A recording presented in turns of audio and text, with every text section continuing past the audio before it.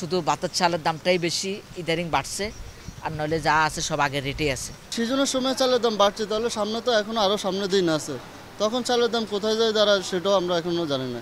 দাম বাড়ছে এখন বলতেছে মেলে দাম বেশি, মেলালারা বলতেছে যে মোকামে দাম বেশি, এই জন্য চালের দামও বেশি, কস্টিং খরচও বেশি। প্রতিদিন কাস্টমারদের সাথে আমাদের তর্ক বিতর্ক হয়।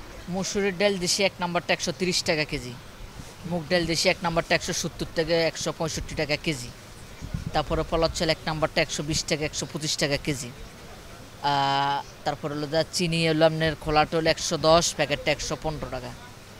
তারপর হলো যে আপনার সয়াবিন তেল 5 লিটার গ্যালান হলো 900 থেকে 890 টাকা 5 লিটার গ্যালান। আপনার হলো জিরা এলাচ, জিরা ভালোটা কেজি হলো যে আপনার 750 টাকা কেজি, এলাচ ভালোটা হলো আপনার 5500 থেকে 5800 টাকা কেজি 1 নাম্বারটা। মোটামুটি আপনার এই শুধু ভাতের চালের দামটাই বেশি ইদারিং বাড়ছে, আর নইলে যা আছে সব আগের রেটেই আছে। আপনার ধরেন না ভাতের চাল মিনিকেট নামে যে চালটা, ওটা বস্তার প্রতি বাড়ছে প্রায় 300 থেকে 400 টাকা ঈদের পরেই, প্রতি বস্তা 300-400 টাকা কেজি বস্তাতে বাড়ছে। তারপর আপনার পলাশ চাল মোটামুটি আগের দামে আছে, পলাশ চাল দাম বাড়াও নাই কমও নেই।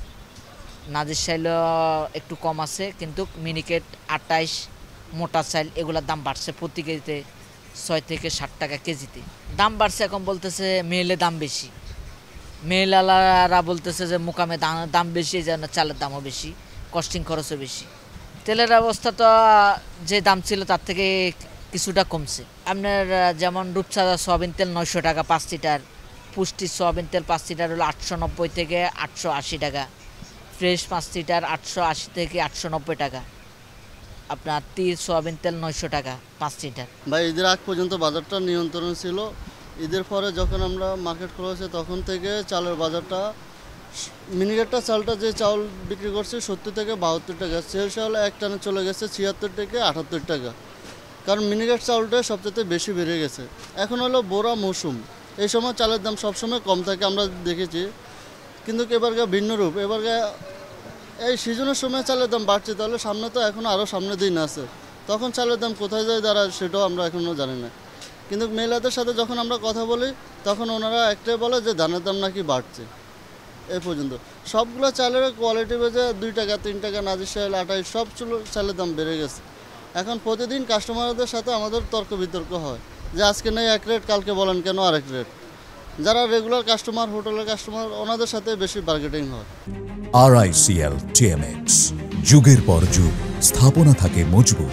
গ্যাপটা আসলে তাহলে ওটা জায়গার যায় দেখতে হবে, আসলে কি সঠিক না সেটা দেখতে হবে।